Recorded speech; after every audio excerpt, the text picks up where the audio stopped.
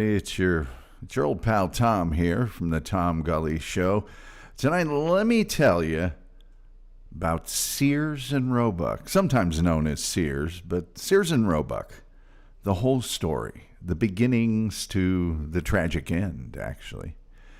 This is the cold open of our show. We do this for our audio podcast listeners who we love to death, but it is an interactive live streaming YouTube show. So for that reason, we have to allow a little time for people to file into our chat room to give it that interactivity that makes it so different and so universally ignored by the internet at large. I'm going to now, and I hesitate to tell this story, but I think it reinforces the importance of Sears Roebuck in times gone by. When I was a child, oldest of 6 kids, there was a point in time that I think every young person reaches that grooming at large becomes important. I think I was about 9 years old, maybe 8 years old.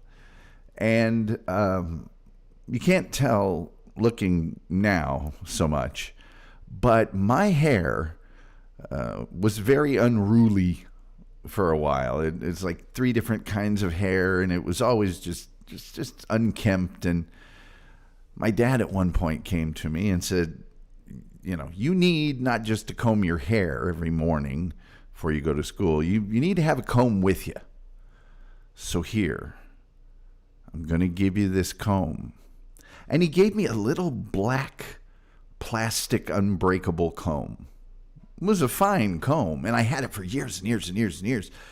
Into college, as a matter of fact.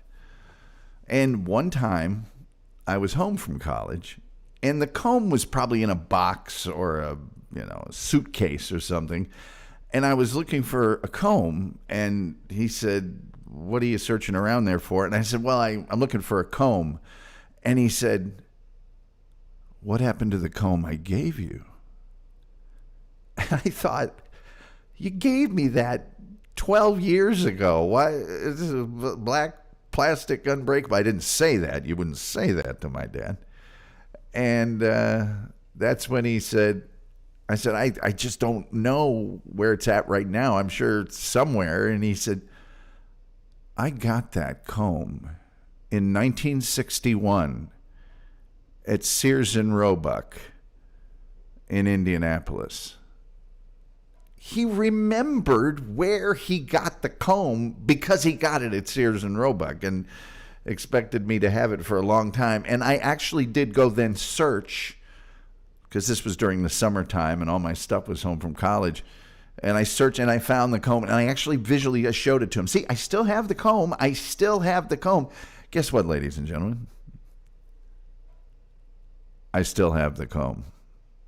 The comb is older than I am. And that's saying something. And that's the power of Sears Roebuck to past generations. We're going to cover the whole thing. We're going to lean on Leon Kennedy, our musical director here, and I'm going to play 2 old school songs from the Tom Gulley Show library. One you've heard before, maybe. The other one is brand new. I'll play the brand new one second, so the late people can hear it. And if you're listening in audio podcast form, just fast forward through them if you don't want to listen to the music. But these are pretty awesome songs. And they're about me. So I love them.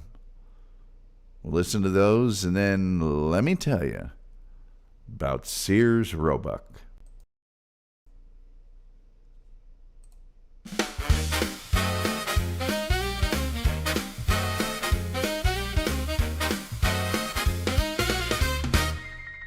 Sometime in the night, somewhere past the evening light, there's a man talking just out of sight, making sense of the wrong and the right. Somewhere past the talking head, some time to ignore what they said. There's a chair, a desk, a glowing sign, and Tom Gulley's right on time. No scripts, no nets, no safety rails, just sharp ideas and strange little tales. You listen and you lean back slow and just let it go. We're in with Tom Gulley tonight. questions land just right. Laugh a little, think a little more than you did before. Happy we'll be when we hear the signals loud and clear. You won't be touching that dial once you're here.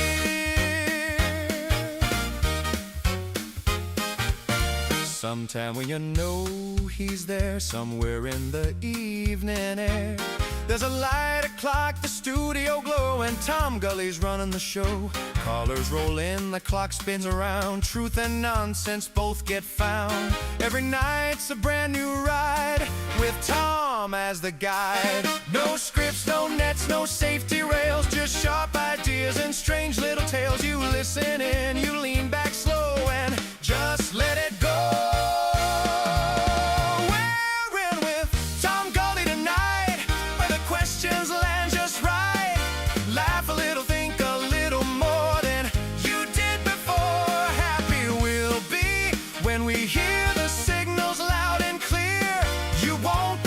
That dial once you're here.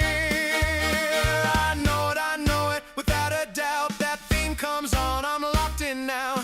Everything just fades away when Tom starts to have his say. Yeah, we're here with Tom Gulley tonight. Pull your chair a little closer inside.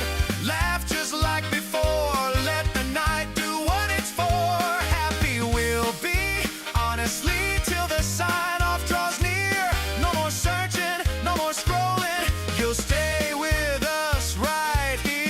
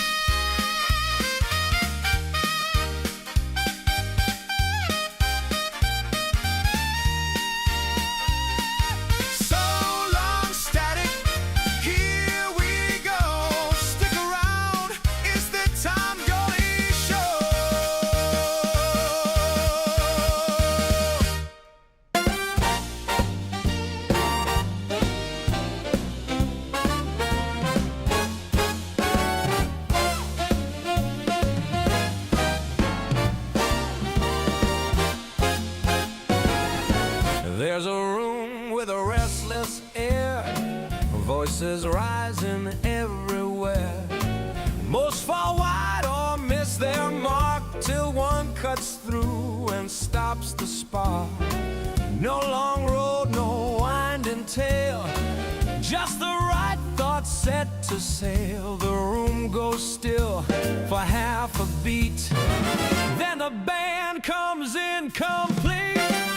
That's the point, my pal, you saw it land. Right in time with the swing of the band. That's the point, my dear, you saw it too. Tom Gulley, yeah, he's pointing at you. That's the point, my pal, you saw it land. Right in time with the swing of the band. That's the point, my dear, you saw it too. Tom Gulley, yeah, he's pointing at you. Some press hard just to be heard, dressing noise up into words. But Mr. Gulley lifts a hand and the room falls in with a band. No flourish, nothing grand, just a thought you understand. When the rhythm nods along, you know you've landed something strong. That's the point, my pal, you saw it land. Right in time with the swing of the band. That's the point, my dear, you saw it too. Tom Gulley, yeah, he's pointing at you. That's the point, my pal, you saw it land. Right in time with the swing of the band. That's the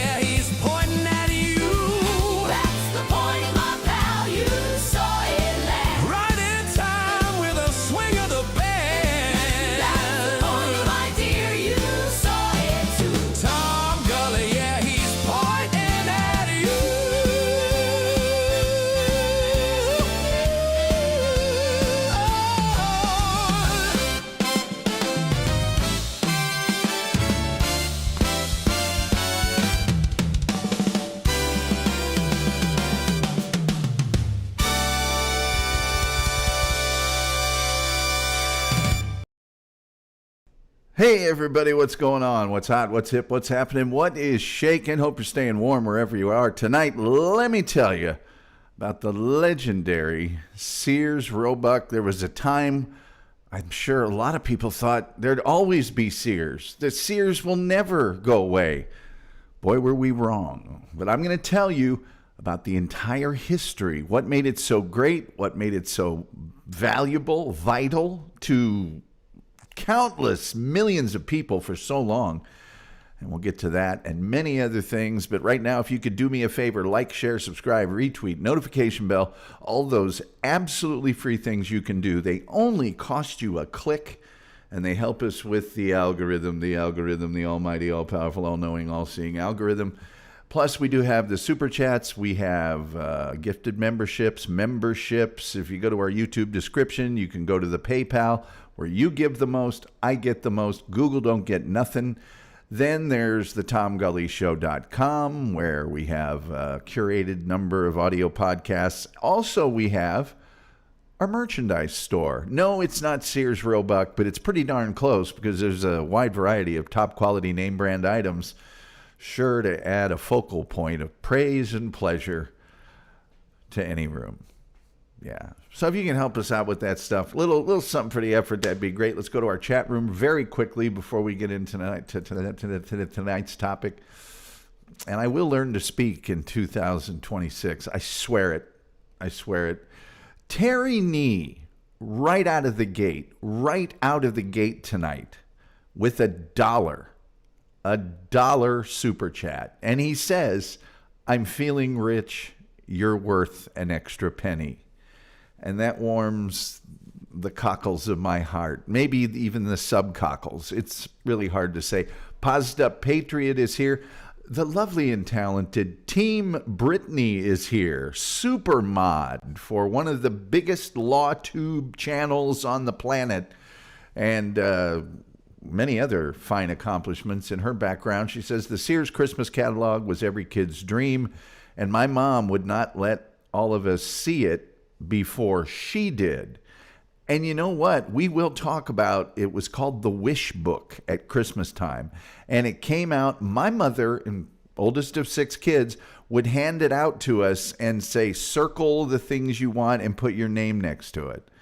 And so you'd get to see what all your brothers and sisters wanted, and you'd get to see what you wanted, and it was great.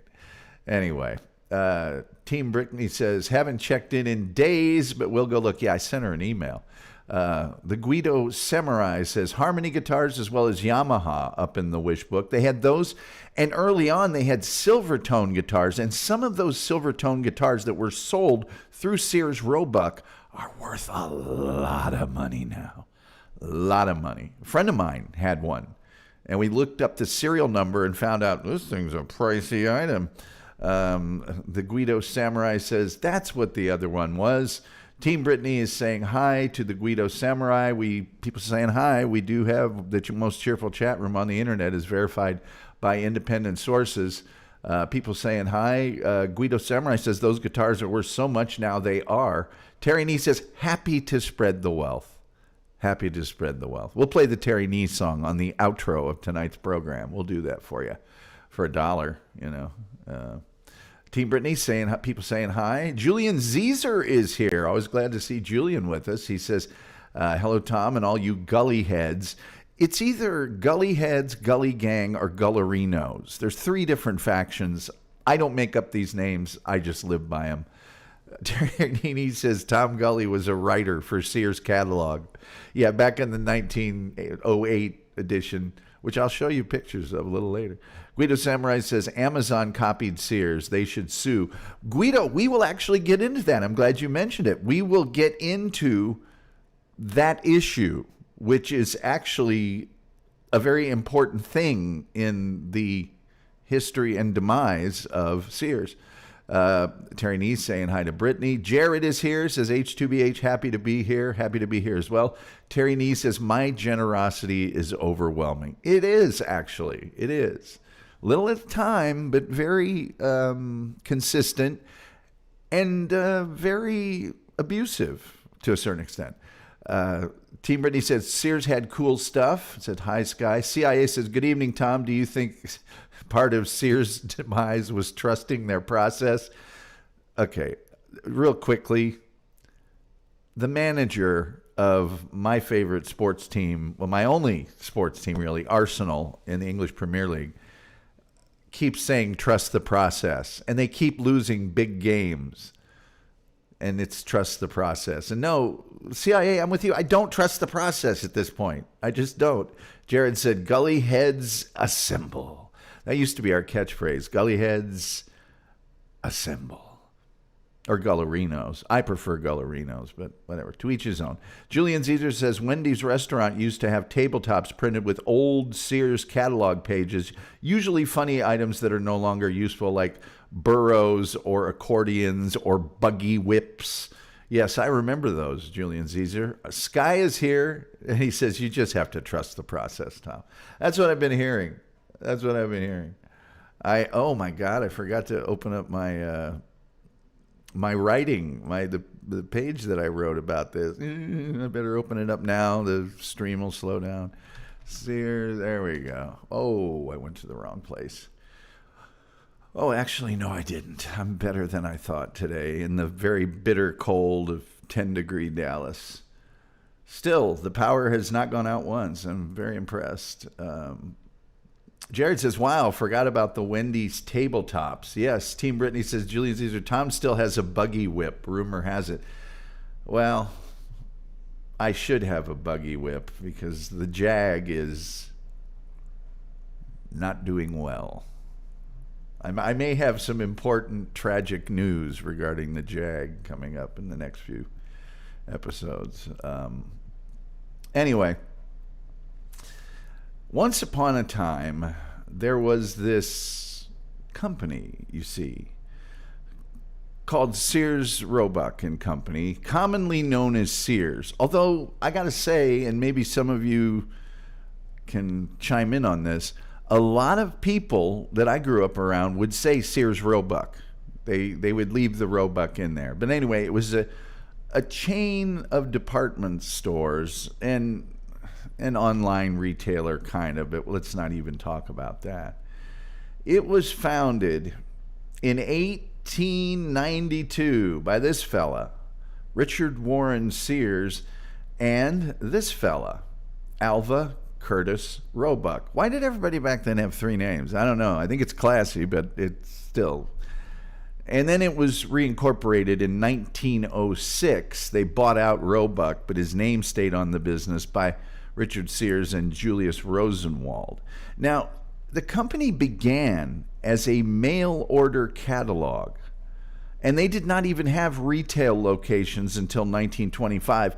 And frankly, one of the big days of the year was when your family would get the Sears catalog mailed to them, because even when they had the retail stores, which became anchor stores at malls through a long time, as a matter of fact, throughout the 1980s, Sears was still the largest retailer in the United States. They were pretty much Walmart. They didn't sell groceries, but they sold everything else. Everything else. Clothing, sporting goods, tools, appliances, you name it, they sold it.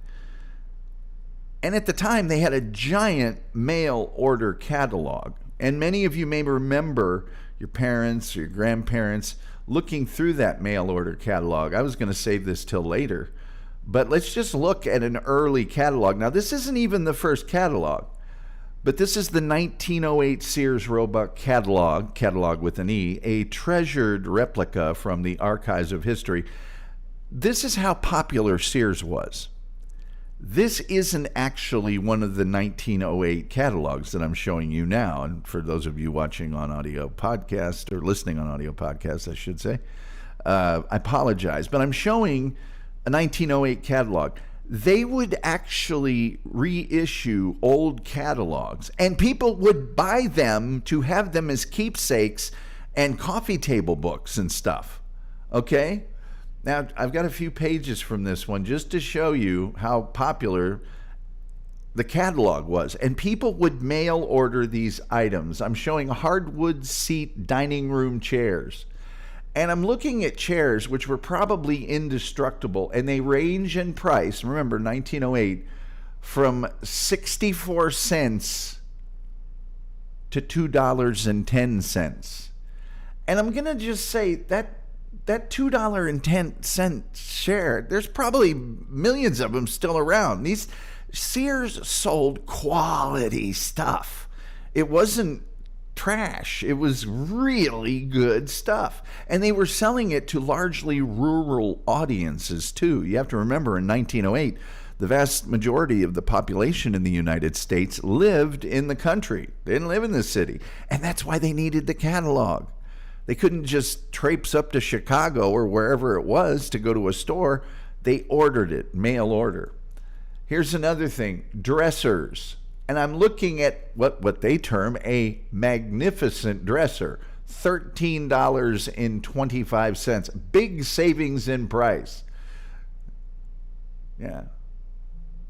And they even say, from, I think it says $5.45 to $27.63.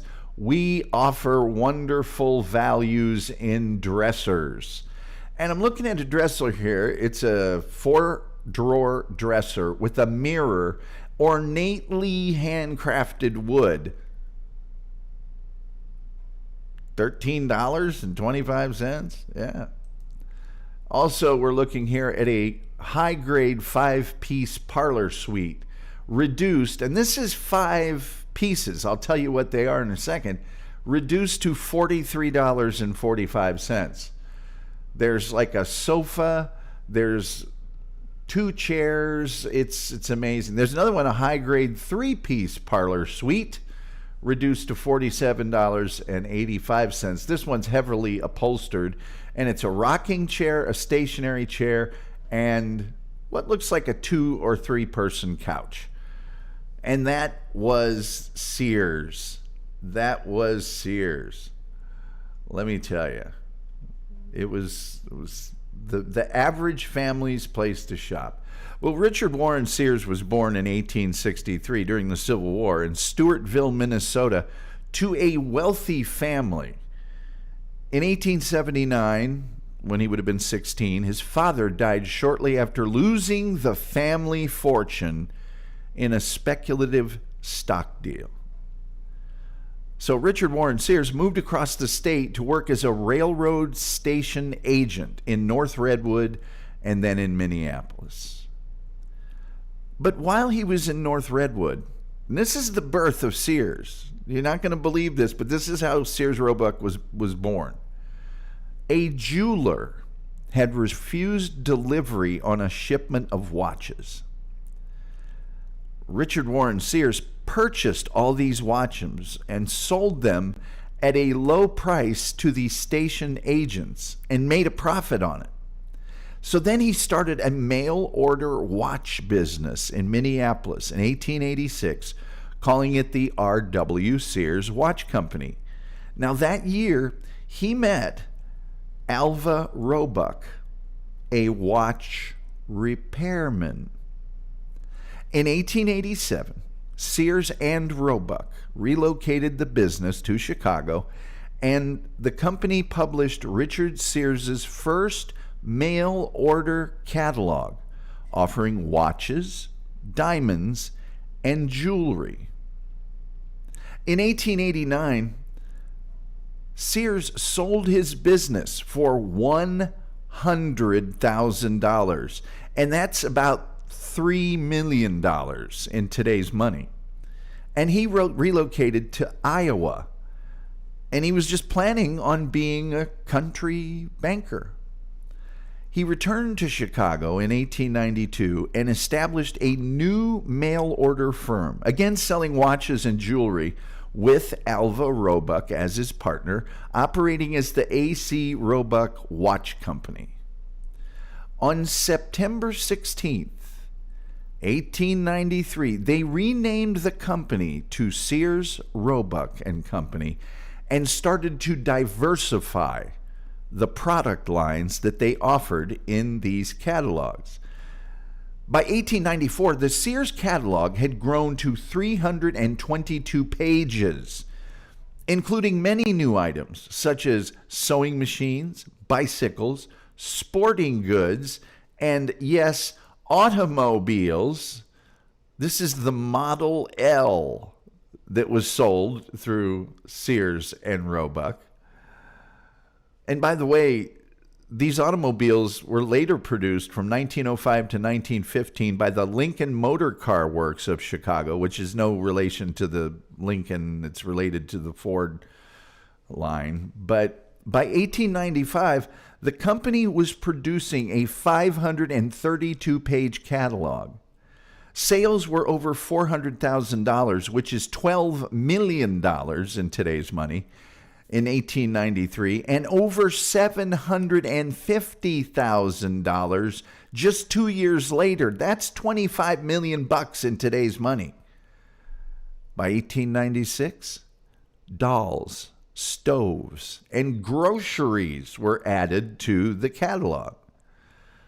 Now, despite these very strong growing sales, the national panic of 1893 led to a full-scale economic depression, causing a cash squeeze and large quantities of unsold merchandise by 1895. Roebuck said, "I've had it. We can't sell a lot of this stuff." And he left the company, although he later returned in merely a publicity kind of role. Sears offered Roebuck's half of the company to Chicago businessman Aaron Nussbaum, who in turn brought in his brother, Julius Rosenwald, to whom Sears owed some money. In August of 1895, they bought Roebuck's half of the company for $75,000, about $2.5 million in today's money. And that month, the company was reincorporated in Illinois with a capital stock of $150,000. That's about $5 million in today's money. The transaction was handled by a local law firm, and copies of that transaction are still displayed in that law firm's office. Now, Sears and Rosenwald got along very well together, but not with Nussbaum. So they just bought him out in 1903 for $1.3 million, which is $45 million in today's money. Rosenwald brought to the mail order firm a rational management philosophy and diversified product lines, dry goods, consumer durables, drugs, hardware, furniture, and nearly anything else that, very importantly, a farm household could use. Well, sales just continued. That's great. There we go. Sales just continued to boom. And the prosperity of the company and their vision for more significant expansion led Sears and Rosenwald to take the company public in 1906 with a stock placement of $40 million. This is the first Sears merchandise tower, by the way, in Chicago. That's $1 billion in today's money, $40 million. They had to incorporate a new company to bring the operation public, and they established Sears Roebuck and Company with the legal name of Sears Roebuck and Company in the state of New York, which effectively replaced the original company. The current company inherited the history of the old company, celebrating their original 1892 incorporation rather than 1906. But that successful 1906 public offering marks the first major retail independent public offering in American financial history and represented a coming of age financially of the consumer product sector. Yeah. In 1906, Sears opened its catalog plant and the Sears Merchandise Building Tower on Chicago's west side, which still stands to this day. I'm showing a picture of it to our YouTube audience. The building was the anchor of what would become the massive 40-acre Sears Roebuck and Company complex of offices, laboratories, and mail order operations at Holman and Irvington Street. The complex served as the corporate headquarters until 1973 when, the Sears Tower was completed and served as the base of the mail order catalog business until 1995. The Sears Tower, an unmistakable landmark on the skyline of Chicago. You cannot miss it. It's gigantic. Gigantic. By 1907, under Rosenwald's leadership as vice president and treasurer, the annual sales of the company climbed to roughly $50 million. That's $1.2 billion in today's money. Sears resigned from the presidency in 1908 due to declining health, with Rosenwald named president and chairman of the board and taking full control. In 1910, Sears acquired the David Bradley Plow Company, and that would lead to the manufacturing of riding mowers, chainsaws, tillers, all sorts of like industrial, farm equipment. And they produced it out of a factory in Bradley, Illinois. The company was badly hurt during the 1919 to 1921 Depression because those hit farms very, very hard. To bail out the company, Rosenwald pledged $21 million of his personal wealth, but by 1922, all of that went bye-bye, and they really, got back on firm footing again. But it does show you how, committed that Rosenwald was to this endeavor. We've got chat room chat here. Oh my gosh, there's a lot of it. Oh my gosh, there's tons of it. I didn't know you guys were this much into Sears Roebuck. By the way, like, share, subscribe, retweet, notification bell, please. It only costs you a click. It's the least you could do. Come on, help a brother out. Anyway.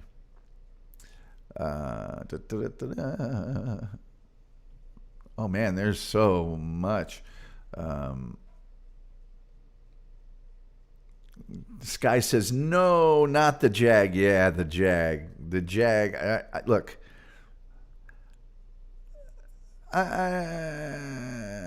there's times in life where you're doing great and times in life where things aren't as great.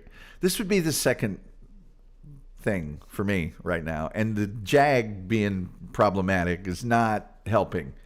Terry says, please, no more tragic news. I've had my limit. Well, it's not the end of the world.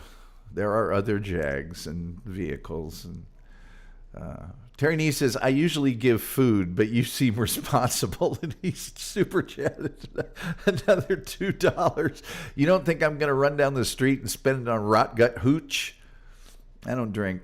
The money's in good hands, Terry. Don't worry about it. And thank you very much. I appreciate it. We always appreciate your donations of any kind. Jared says, back in the day, Sears had the best price for Dickies and Carhartt. They had the best price for everything. They were Walmart before Walmart. Team Brittany says, Sears used to have a cool candy counter. Yes!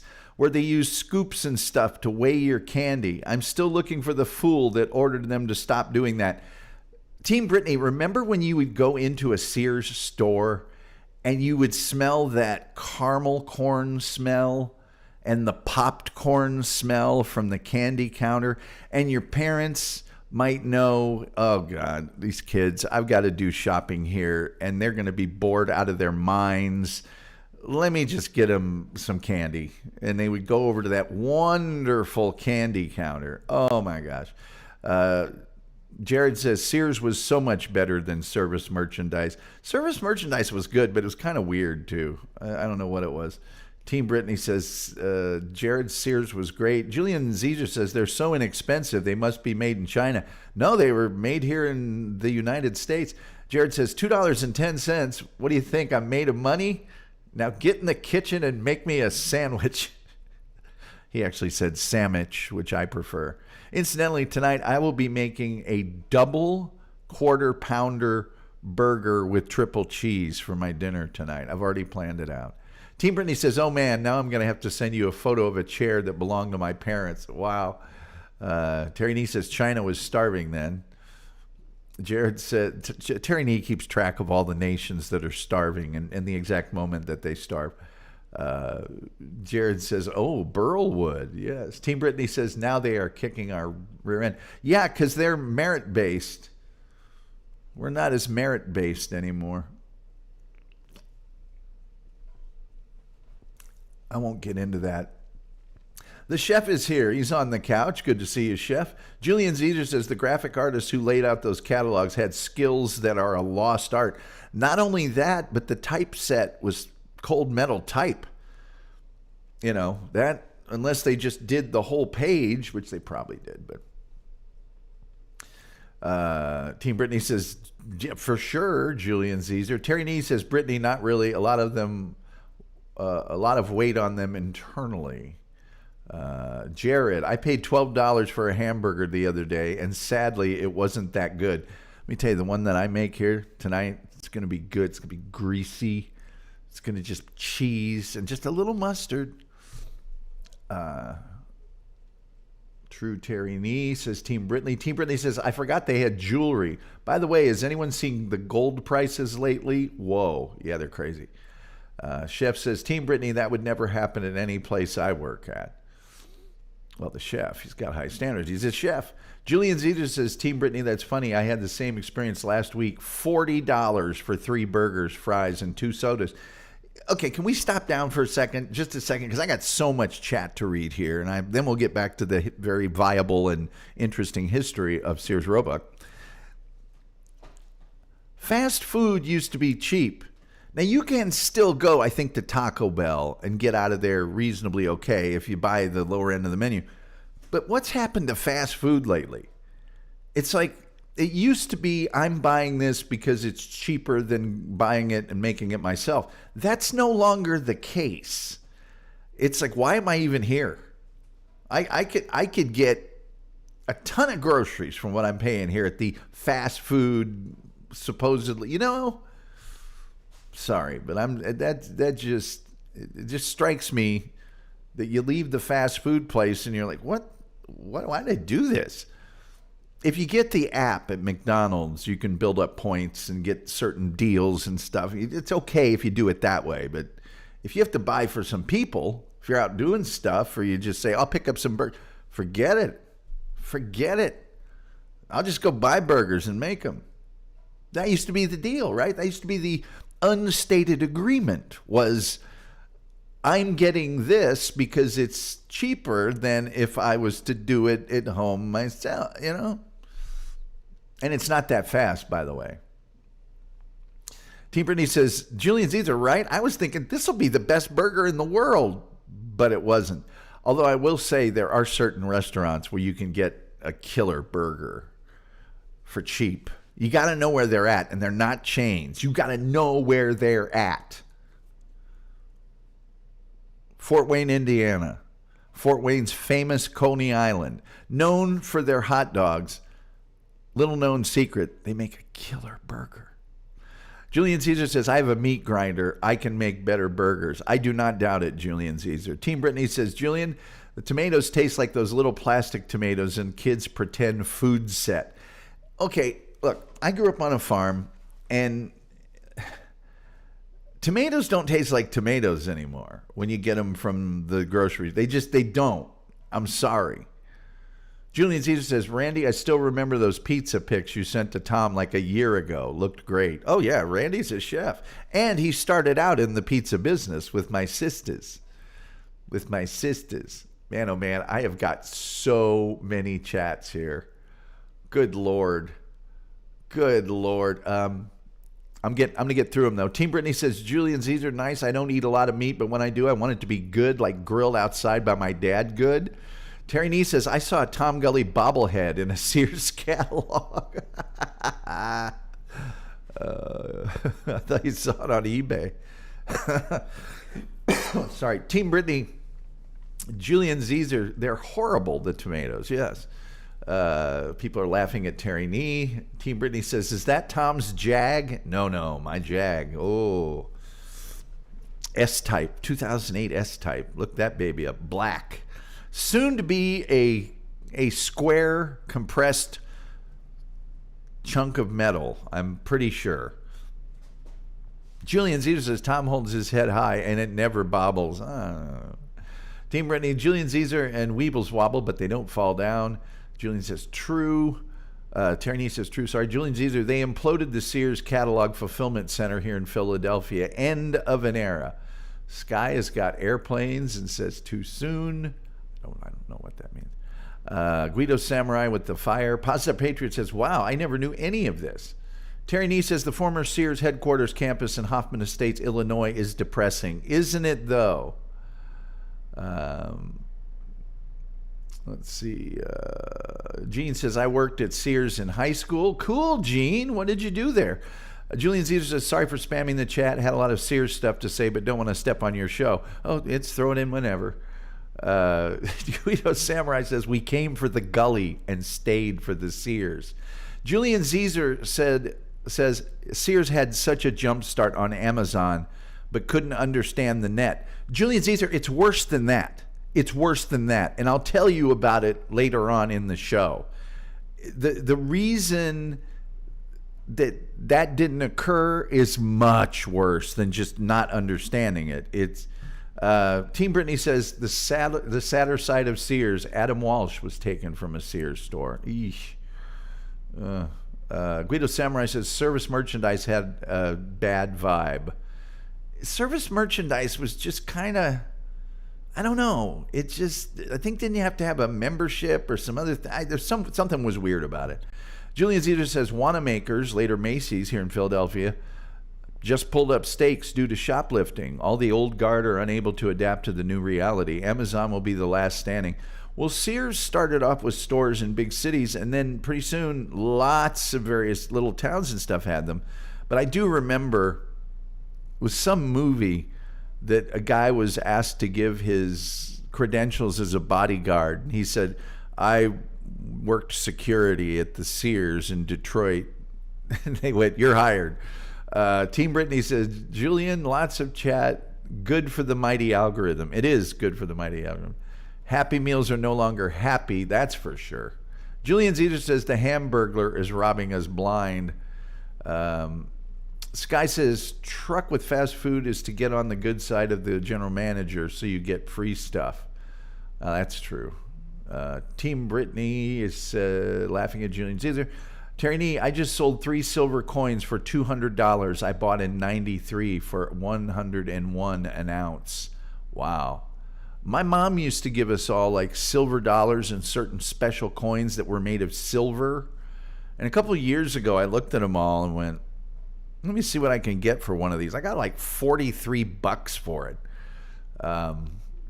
Randy says, not to get political, but everything going on, prices have skyrocketed for us to bring things in, and we have to pass that on to the consumer. Yeah, people got to make money. Team Brittany says, here's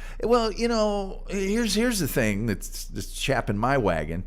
During COVID, everything went up in price because of the supply chain. Well, the supply chain. Well, there's been problems with the supply chain. And none of those prices came down, and we're still hearing about the supply chain. It's like, shouldn't you have gotten that fixed by now, supply chain? I don't think they want to fix it, if it's even broken. Team Brittany says, I know where the cheap good burger is. It's in the diner on the show, 11/22/63 on Netflix. Oh, cool. Positive Patriot says, heirloom tomatoes or bust. Terry Nee says, Randy hamburgers. Oh, the chef's hamburgers. Can you imagine?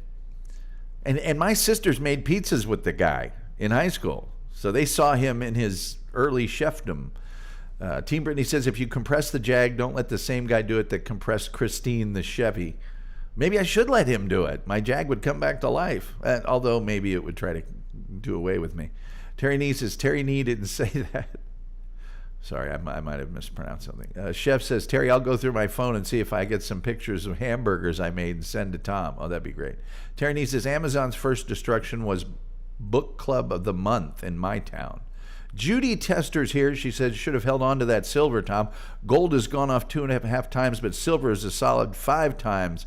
up with no sign of stopping. I should have stacked more. Gene Genie says, I worked in appliances. I messed with customers. I climbed in the freezer chest and said, look, a body can fit.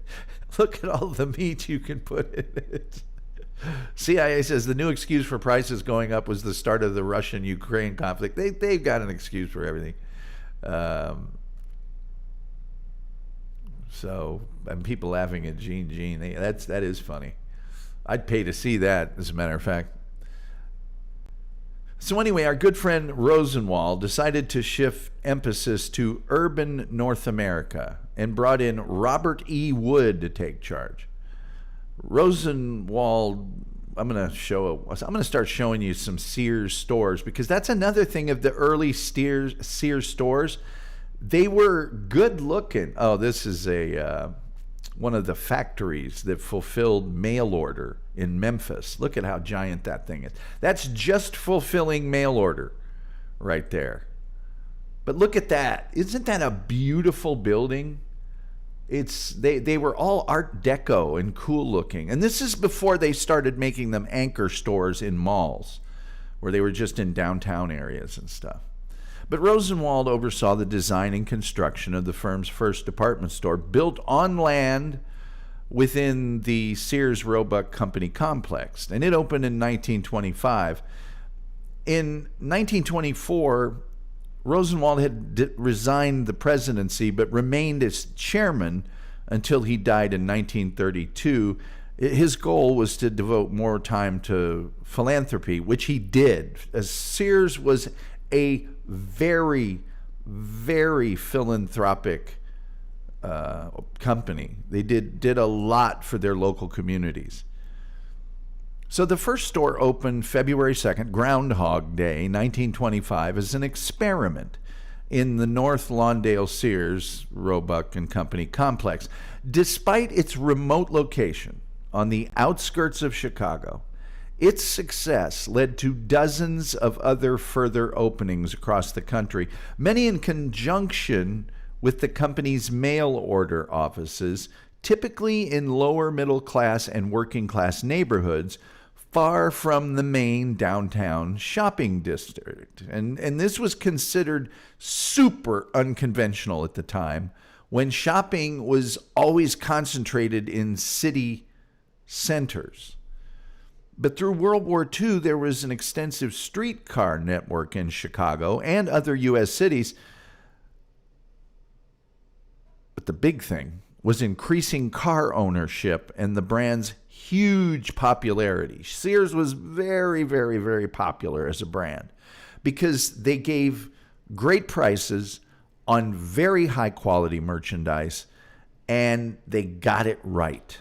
They sent you a catalog. You ordered from the catalog, and then they either mailed it to you in the early days, or you could go to a Sears store and just pick it up when it arrived. How about that? Yeah. There's the big processing center. This one was in Memphis. But anyway, this is a Sears store, and this is probably what a lot of people are maybe grew up with. I grew up with the ones that were inside malls. You know, the Sears had an outdoor entrance, but it was inside of a mall. This one here doesn't look like that. It looks like a separate building, maybe kind of a strip mall, but Sears retail stores were pioneering and broke the conventions of shopping at the time in three ways. They were located away from central shopping districts.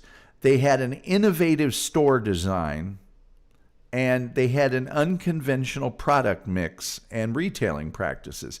You see, at the time, if you wanted hardware, you went to a hardware store. If you wanted clothes, you went to a clothes store. If you wanted appliance, you went to an appliance store. Sears had everything. And that was super unconventional for the time. Now, many of the stores at this time were designed by this architect, and his name was George C. Nimmons, and that stood for Kroll, C-R-O-L-L. And he also had some firms that designed things, but the architecture was driven by merchandising needs rather than the desired outside the store appearance. And this made the stores excellent examples of the modern architecture of the time. Styles made famous by a lot of different architects, but that's why the stores on the outside looked like really different. This is like an ugly version of what I was referring to a little earlier. You know, a mall store where it's an anchor and there's an outdoor entrance, but a lot of people went into the mall and just, you know, entered it from there. But check this Sears store out this is actually in South America. And so they made them a little more interesting to look at. And I'll just go back to this one here. There's also one that's in downtown Indianapolis. Now, I don't think that Sears is in there anymore, but it still says Sears on the outside, and it's Art Deco like this. It's just a beautiful looking building.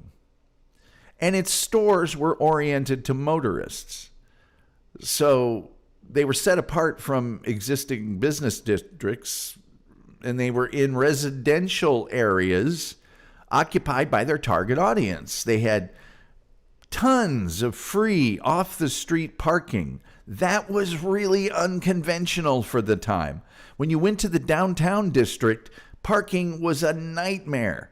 Well, you guys have been to a Sears. Did you ever have trouble parking near one? No.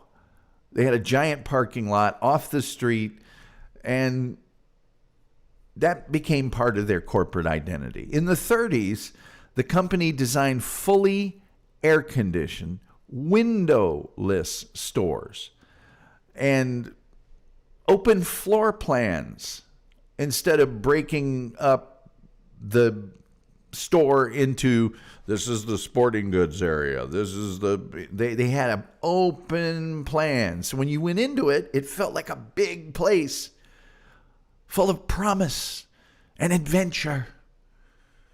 Sears was also a pioneer in creating department stores that catered to men and women. The stores included hardware and building materials, and it de-emphasized the latest clothing fashions in favor of practical and durable clothing. And back in those days, if you wanted something, you had to have a clerk go get it for you. You know, you might see something on a mannequin, and I'm interested in that. Well, let me go get you one. Not at Sears. You could select your stuff without the aid of a clerk. I repeat, without the aid of a clerk. Let's talk about the catalog. Because in 1933, and some people have already been talking about this, Sears issued the first of its Christmas catalogs, known as the Sears Wish Book. The Wish Book. A catalog featuring toys and gifts separate from the annual Christmas catalog. From 1908 to 1940, it included ready-to-assemble Sears catalog home kit houses. Yes, they sold put-it-yourself-together houses in the Sears catalog. Yeah. Oh, yeah. This is what the Sears catalog kind of looked like. You know, people standing wearing clothes with numbers next to them, and then you'd go look at the number. This is the 1968 cover of the Spring through Summer catalog. This is the 1958 Fall and Winter catalog. Now, this is not the Wish Book, although you could probably get some Christmas stuff in it. But I love this particular cover because it says, shopping from this catalog, like choosing a favorite candy, is more exciting, more satisfying because there's extra variety to please every taste, every budget, every family. And if you look in the lower right-hand corner, it says, satisfaction guaranteed or your money back. That was another big thing about Sears. Your satisfaction was guaranteed or you got your money back. And they opened stores all over the world, especially in the Americas, South America, Mexico, and Chile and Brazil. This one here is from Venezuela, Caracas, Venezuela.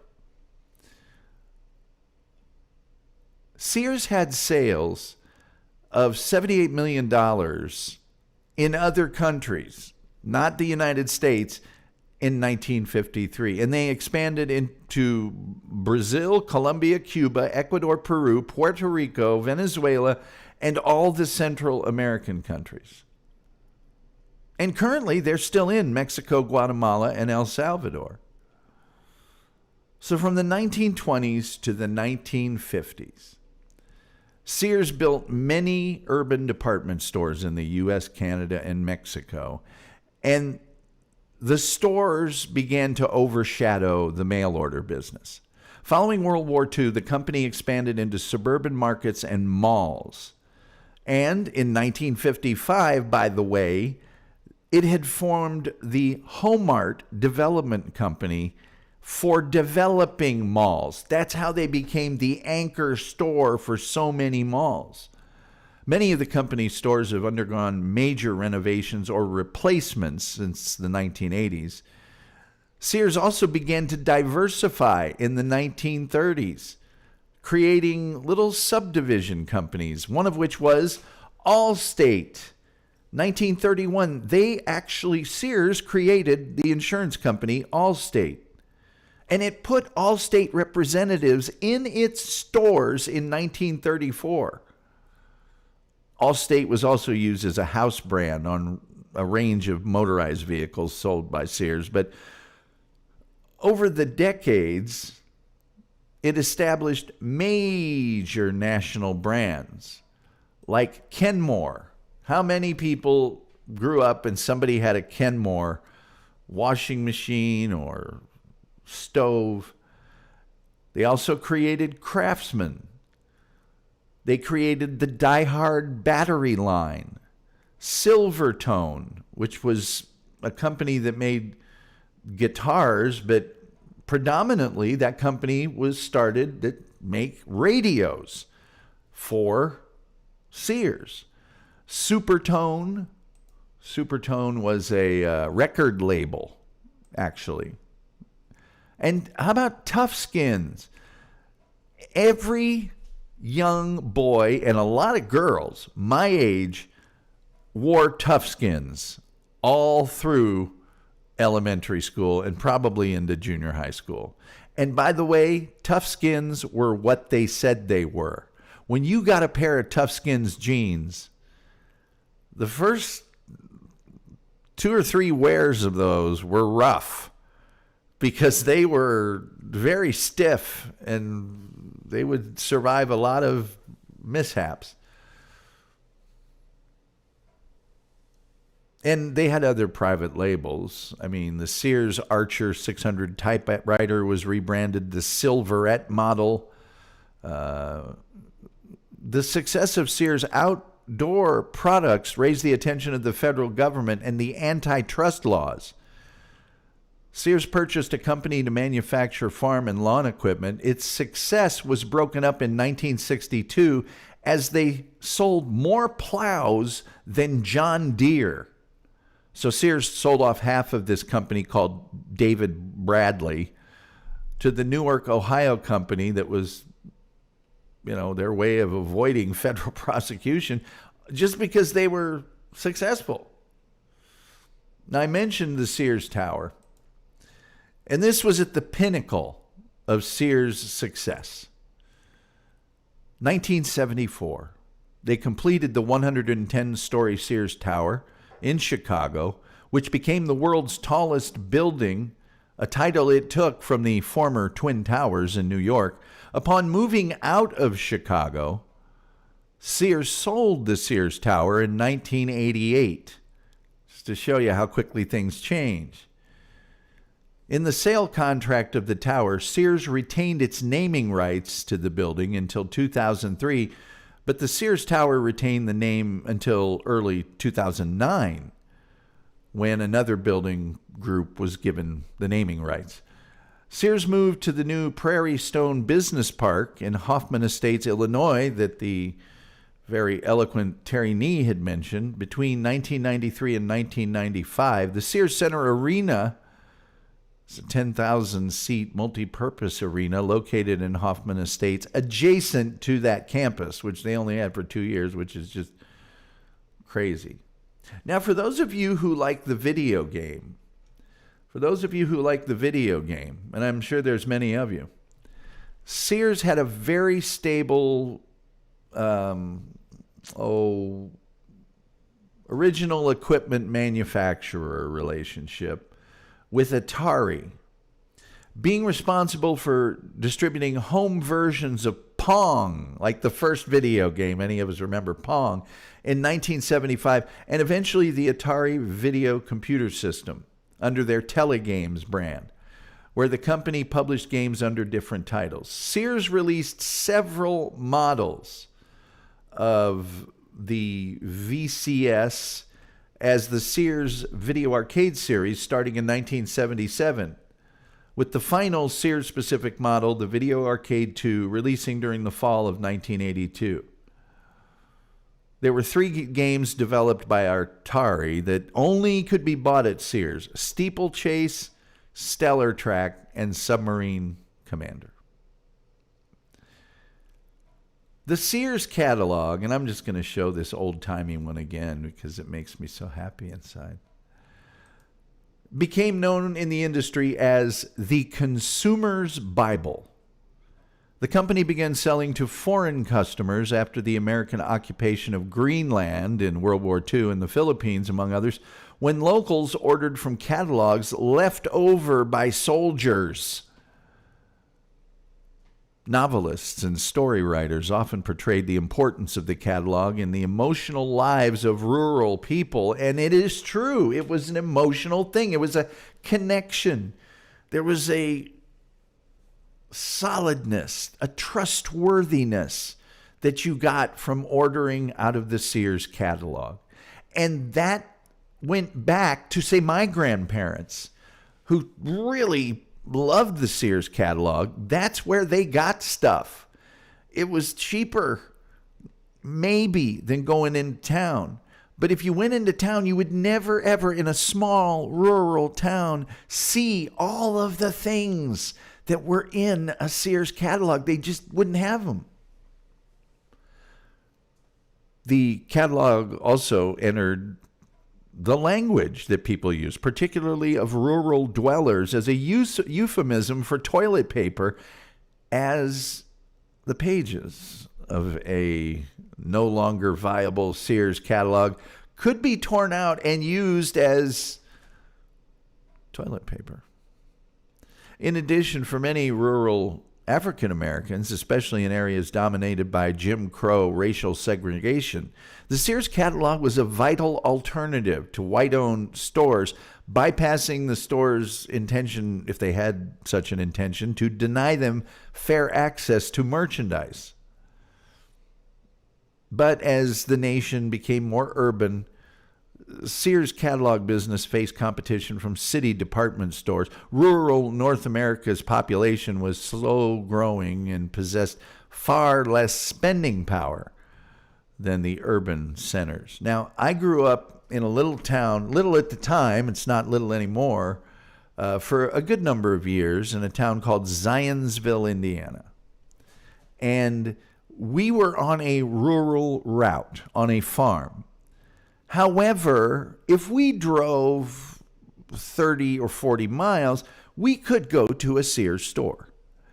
Typically, not always, but typically, my mother would order all of our school clothes and many other things from the catalog, and we would go there and just pick it all up. She wouldn't have to shop at all. Just pick it all up is what would happen.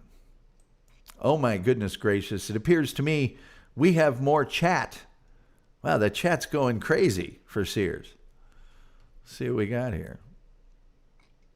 I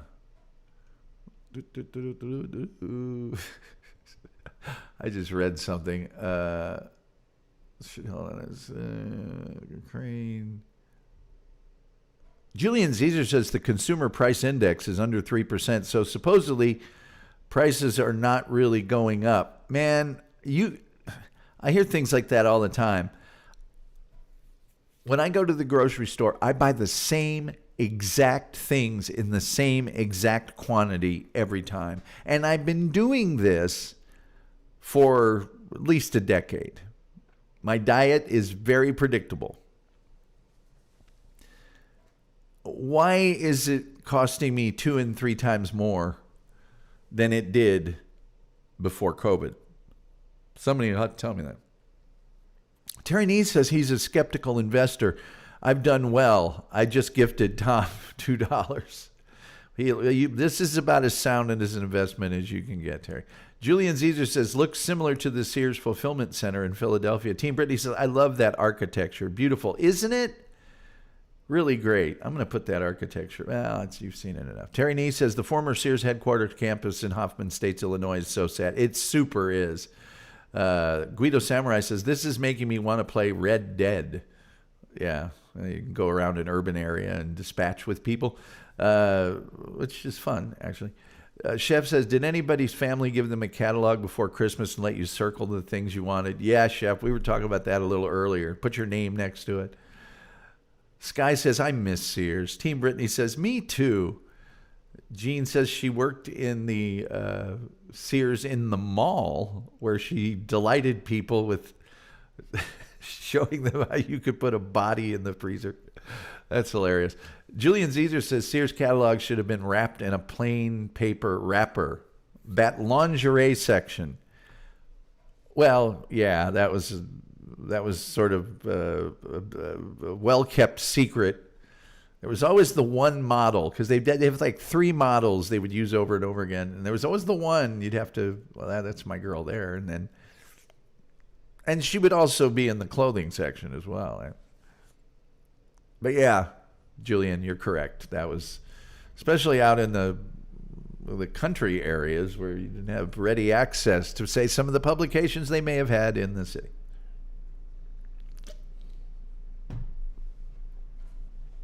Of which there was really only one. But Terry Neese said that store is in Englewood, Illinois. Crime-ridden now. Jeannie says, oh gosh, what is that? My mom lives in a Sears house. It is the oddest built house. Really, Jean? That's pretty cool. Look at the white wall tires on that car. Remember white walls? Those were awesome. Julian Caesar said, never knew about Sears houses. Oh, yeah. They used to sell you a house. Julian Caesar says you could take your broken Craftsman tool to Sears and get it replaced for free. Yes, Craftsman tools were good for life. If it broke, you took it in, you got a brand new replacement. They were good for life. And Die-Hard batteries, remember those commercials? They'd go to, Antarctica and leave the lights on a car for 24 hours and go out and starts right up, Gene Genie says, Julian, they are small and set up that makes no sense. Gene, there were many different layouts of those, but yeah, I'm sure there were a few that weren't the greatest. Terry Nee says, I have some old David Bradleys in my barn. Well, Terry Nee, someone's doing well. Randy, thank you so much for the $2. I appreciate it, Chef. That is very, very kind of you. Terry Nee says, retardy. I don't know what that means. It's just funny that Terry Nee says it. Julian Caesar, do you remember the Herters catalog? I do not. Julian Caesar says, Herters is before my time, but we had an old one that fascinated me as a boy. Team Brittany says, got to deal with the doggies. See you guys later. I'll rewatch the rest, Tom. Thank you, Team Brittany. Thank you for being here, and thank you for your support as always. You are awesome. Terry Nees, everybody's saying goodbye to Team Brittany. Chef says, I have to go, everybody. Say goodnight, Gracie, please. Good night, Gracie. Terry Nees says, Tom waited for the Wells Fargo wagon daily. No, it was the Pony Express. Terry Nees says, gas prices have offset inflation. I don't buy that much gas. Julian Caesar says, Tom, describe what a rural route actually is for us city boys. Heard the terminology all my life, but not sure what it means. A rural route was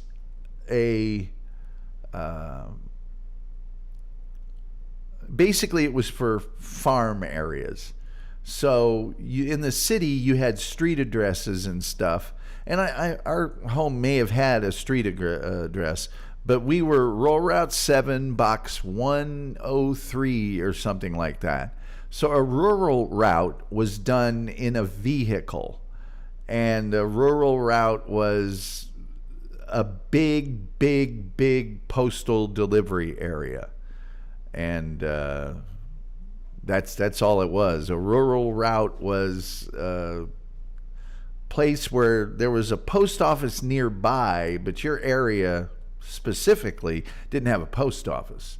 There was a post office in town in Zionsville, but that was quite a distance from where we lived. You could never hope to walk there.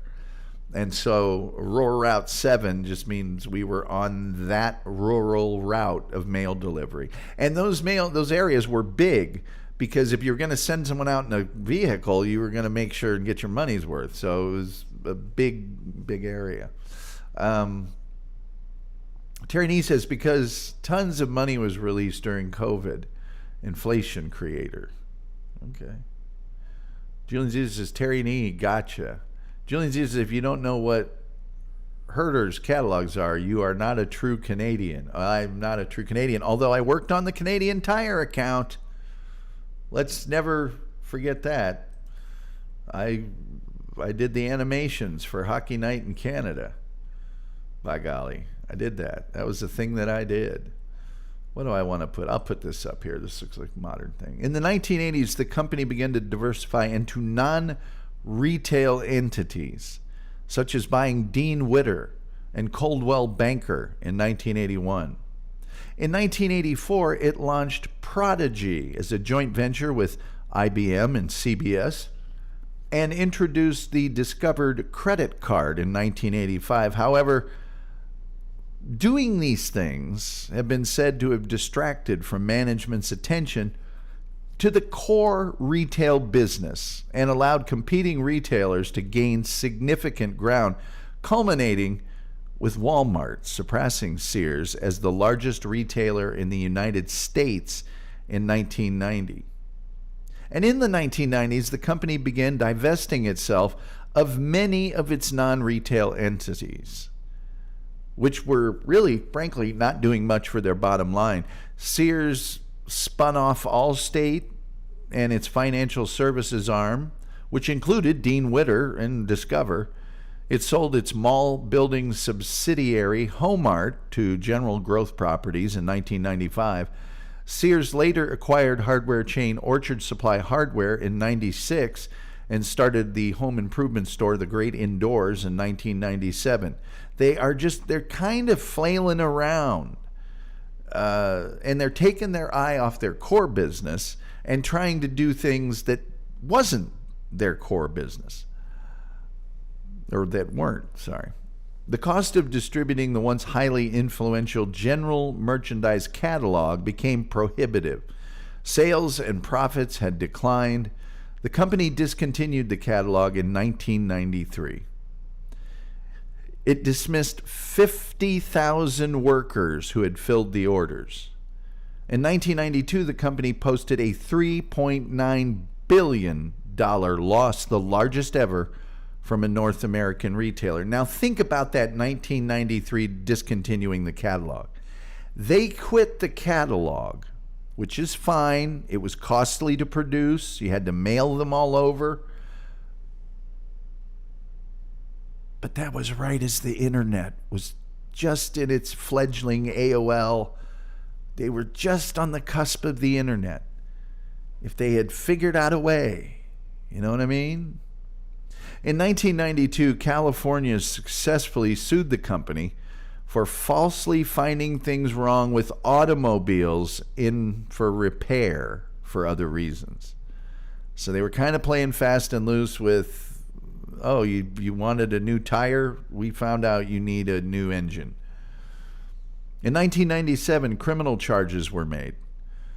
In 1998, Sears announced it had sold the remnants of Western Auto, which it had acquired just that year, to Advance Auto Parts.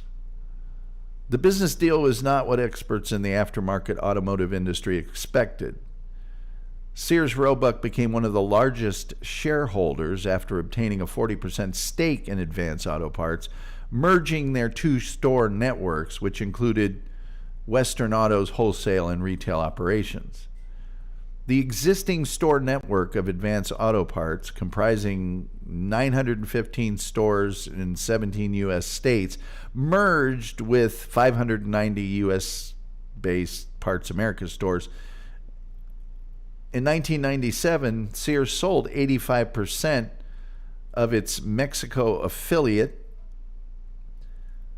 Sears Holdings continued to produce specialty catalogs and introduced a smaller version of the Holiday Wish Book in 2007. But man, this is just, the cows had left the barn by this time. It sold its U.S. retail credit card operation to Citibank in 2003, and the remaining card operations for Sears Canada were sold to J.P. Morgan Chase in August of 2005. In 2003, Sears opened a new concept store called Sears Grand. Sears Grand stores carried everything that a regular Sears carried and more. On November 17, 2004, Kmart announced it would acquire Sears for $11 billion after Kmart completed its recovery from bankruptcy.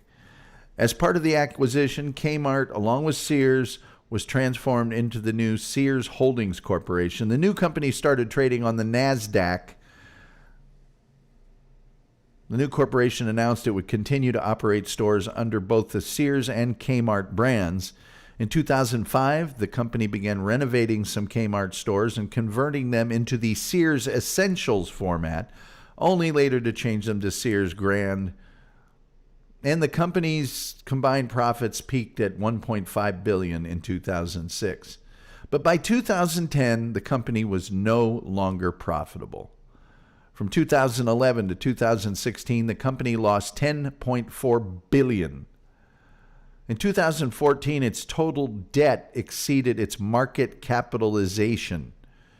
Sears declined from more than 3,500 physical stores to 695 in just 7 years.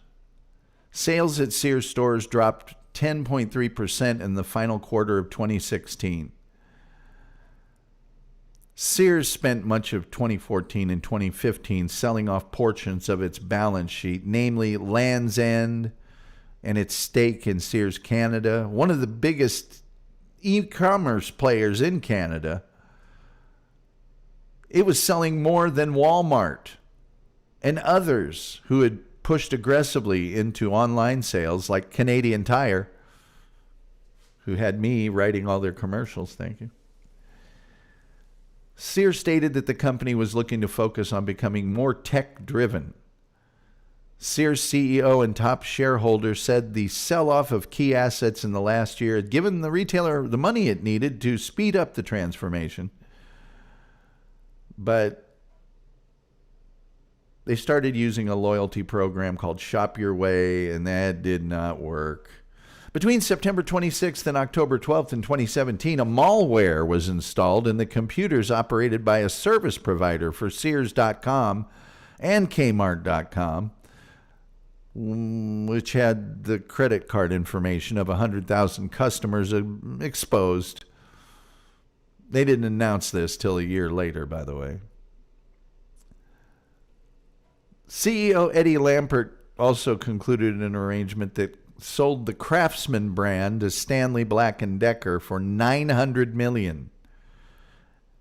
And in October of 2017, Sears and appliance manufacturer Whirlpool ended their 101-year association due to pricing issues, although Whirlpool still supplied Sears with Kenmore appliances.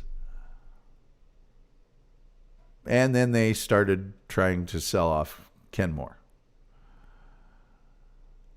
In September of 2018, Lampert warned that Sears was running out of time to salvage its business and did indeed file for Chapter 11 bankruptcy in October of 2018.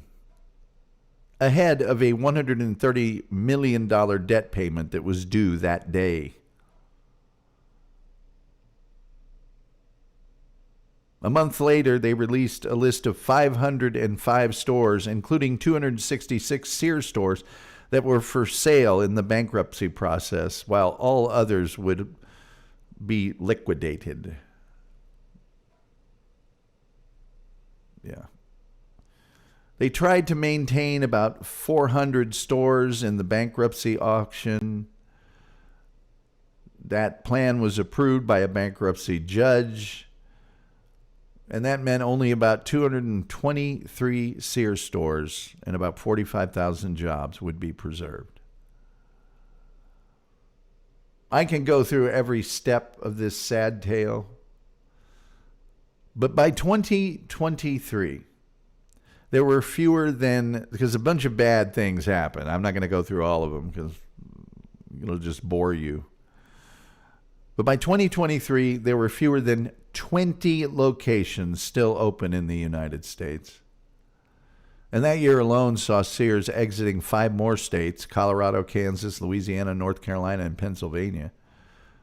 The last store in Puerto Rico closed in 2025. And as of December of 2025, just 2 months ago, there are 5 Sears stores remaining, 2 of which are in Florida. The company's U.S. website, Sears.com, remains active for online purchases via third-party sellers using the website as an online sales portal. And that's it. It's all gone. It's all gone. Julian Caesar earlier was talking about the thing to do would have been convert to online sales. Sears was set up for that. They had a huge catalog, ordering, fulfillment, process. It would have been so easy for them to have converted at some point to online. They would have been way far ahead of Amazon and the rest in that game. But that new CEO, he wanted to go a tech route in sales, and he looked at all of those stores as the company's key asset. Because remember, by that time, the in-store sales outweighed the catalog sales. But it really wouldn't have mattered. The writing was already on the wall as it concerned the malls and people shopping. The notion of showrooming, which I don't know if people do it quite so much anymore, but at the time they used to do it, where you'd go and you'd see a product in a store, and then you would rush back home online to see if you could get the same product cheaper online. That was already happening in the late 1990s. And if Sears had just said in 93, 94, 95, 96, hey, why don't we be the first online seller of things? They would have, for a variety of reasons, they would have been way ahead of the game. They had the product line. They had connections to all the manufacturers. They had warehouses to warehouse the products, and they had distribution centers all over and fulfillment centers all over the place. They would have been turnkey. It would have been so easy. But the guys at the top were more interested in credit cards and insurance and other things.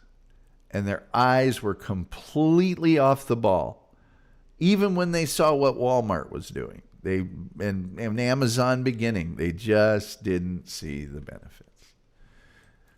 And so the once ubiquitous, the once just absolutely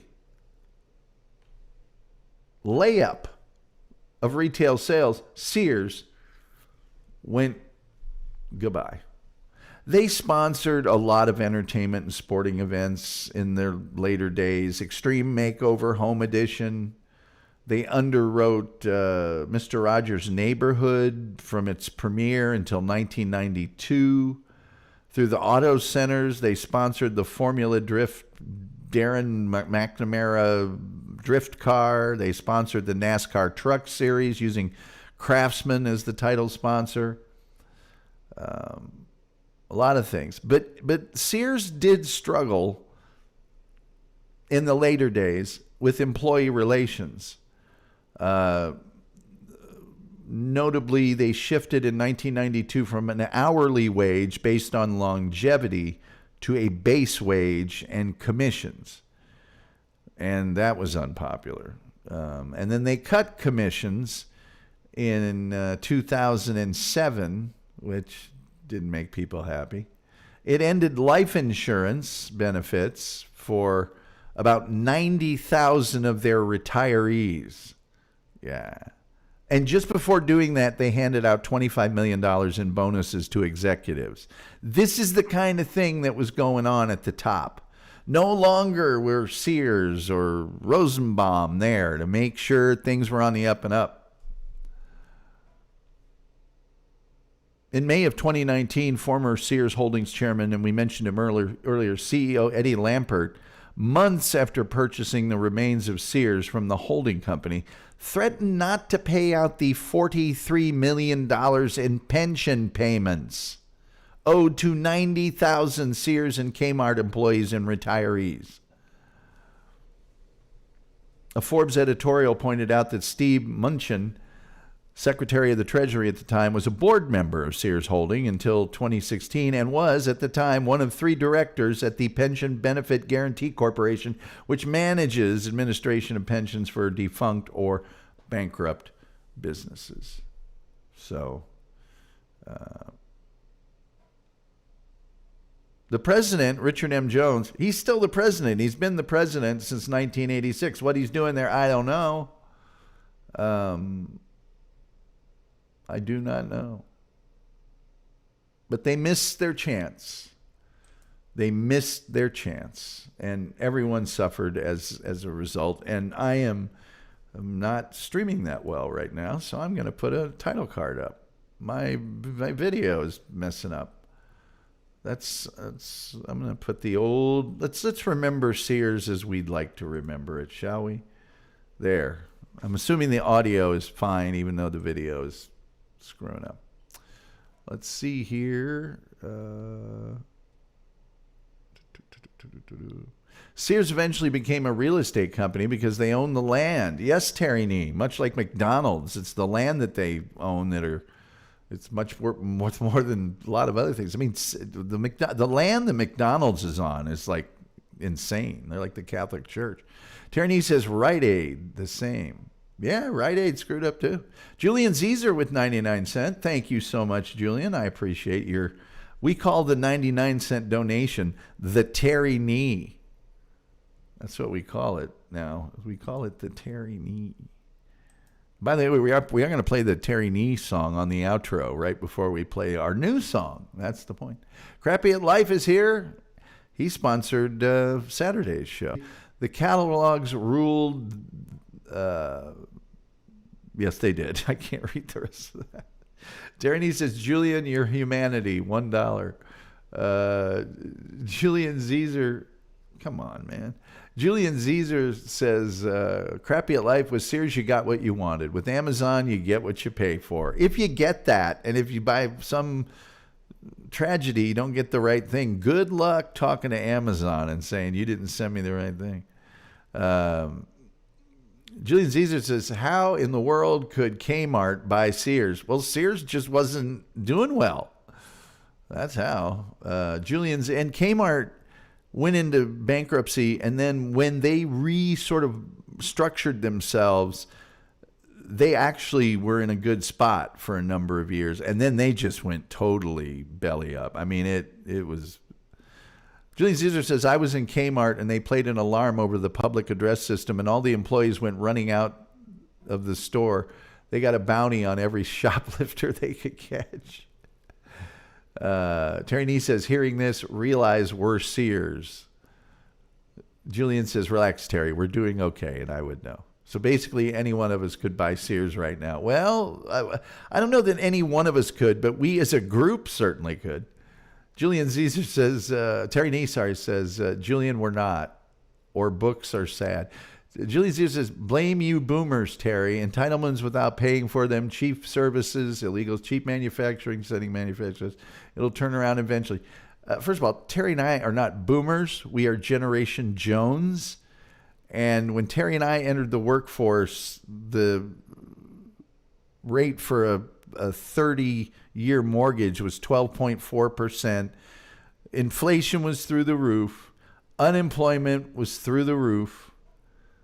Ever hear of the misery index? That was not us. Entitlements without what entitlements without paying for them? I don't know anybody that got those. Cheap services, illegals. My parents didn't have like servants or lawn care people or any of that. Cheap manufacturing, sending manufacturing overseas. Well, everybody benefited from that. I mean, that went up. That blame the auto industry for that. Don't blame the boomers. That was the auto industry and every other industry, frankly. That's you got a leg to stand on there, but the people didn't do that. Trust me. If you think all those boomers that had those cakey union automotive jobs were in favor of sending that stuff overseas, you're crazy. Terry says, I couldn't agree more. I've been saying for decades, kids born now will drag us out of our nursing homes for what we left. Look, everybody gets what they get. I'm so sick of hearing these young people bemoaning their lot in life. Tough it up. You think you got it tougher than the Depression? Do you? You don't. You don't. You get what you get. There's no guarantee. So deal with it. You think all the people that are, who are we going to blame AI for putting people out of work? That ain't the boomers. Looking for somebody to blame all the time? Give me a break. Give me a break. Who are we going to blame for all of the entitlement of the younger generations? Who do we blame for that? Because it's not the boomers. Who are we blaming for that today? If we're going to play the blame game. Give me a break. Give me a break. What we did. Yeah, I'm so sorry. I busted my hump to get into the workforce when unemployment was, 4 times what it is right now. And buying a house, 12.4%. Are you crazy? Anyway, I think we're on the same page. Great grandkids either survive or suffer. Well, oh, God. Who can I blame? The world isn't perfect for me. I woke up this morning and look what they did. Would you like to blame the boomers for inventing the internet? You want to blame them for that? Cable television? Want to blame them for that? Yeah, why don't you blame us for all the modern conveniences we invented? ATMs, you name it. Jesus. Terry Nee says, Tom was the guy from page 602 of the Sears catalog. Jillian Zezer, thank you for the $1.99. I'll put that into my boomer war chest. Incidentally, you might also want to think about the fact that the population base is getting smaller. So the older populations will have more and more and more a say in the outcome of elections. Might want to think about that before you start taking out your revenge that the world wasn't served up to you on a platter. Try growing up in the Rust Belt. After all those jobs went goodbye. Try doing that, because you don't have that level of unemployment. You don't. Let's see. Bill Gates just donated. Tupa says, Terry, I just looked up page 602. They're laughing. I don't know what page 602 means. Julian says, entitlements without paying for them. Have you seen the national debt? Yeah. What's that got to do with entitlements without paying for them? All of those foreign wars were entitlements? Oh, those were entitlements. Okay. The way the federal government spends its money doesn't equal entitlements for the population. Are you insane? That's a spending issue.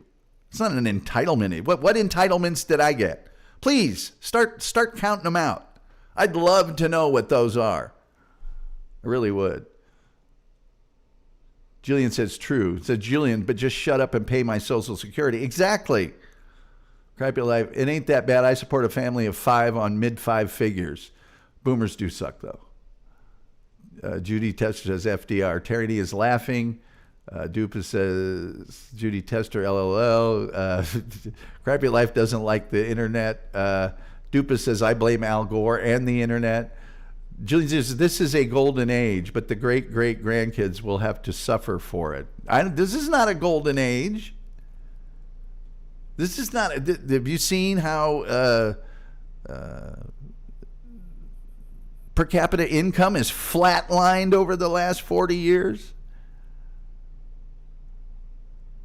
I'm Sky says, I think they're complaining more about big corporations buying up land and charging 6 times what anyone can afford for rent. There, see, Sky, there you go. That's the problem right there.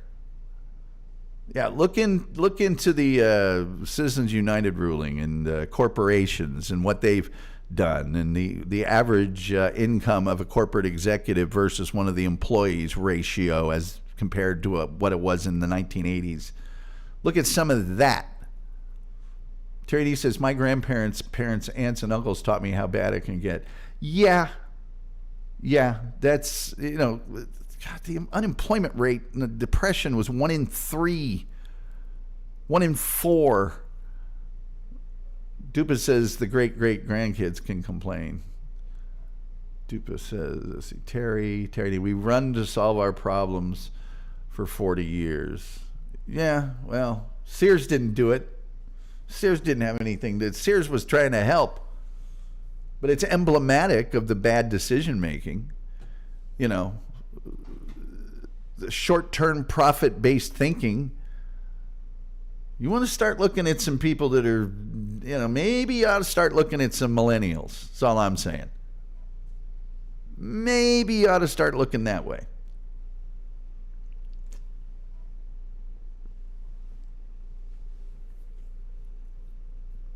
Let's blame the boomers for the world that you get what you get. Period. Who ended the Cold War again? Okay. Dupa says, at Christmas time, I remember my grandfather saving the wrapping paper for next year. Oh, yeah, Dupa. I remember getting that instruction. Get a little knife out. We've run to the government to solve our problems. Yeah.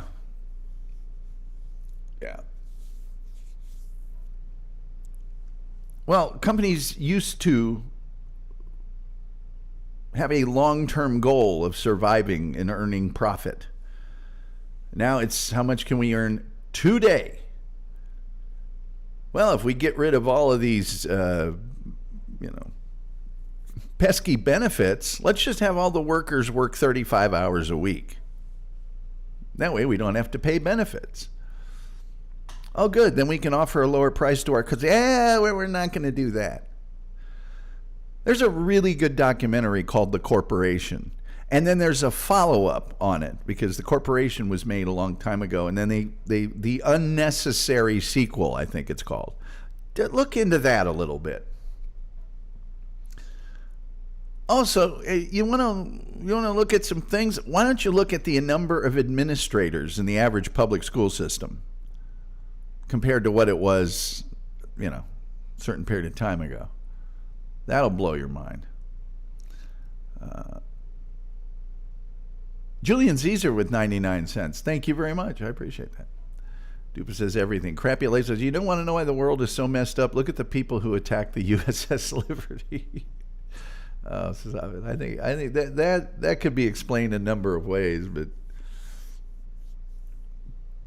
I don't think at the time attacking the United States naval ship was going to be a benefit to anybody. But fog of war, a couple of deranged dudes, I don't know what it was. I know it happened, though.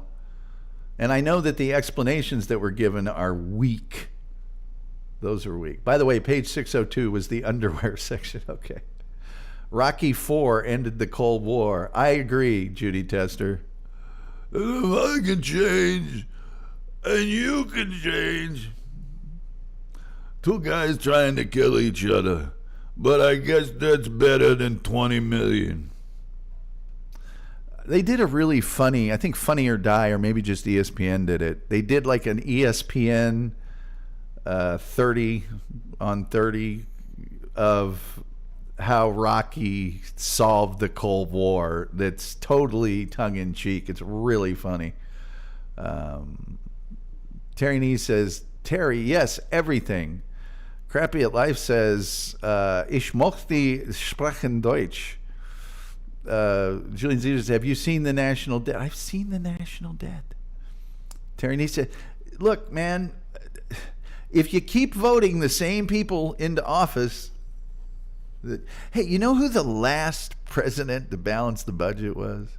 You know who that was? Bill Clinton.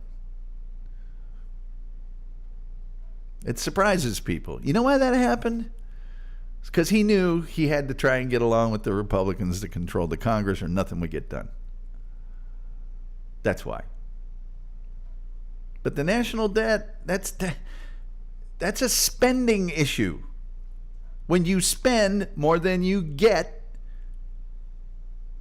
you go into debt. I don't know. Maybe vote all the people out who do that. And it's just a suggestion. It's just a suggestion. I don't want to get too political, but not like a bunch of boomers got together and went, hey, I've got an idea. Let's go into national debt.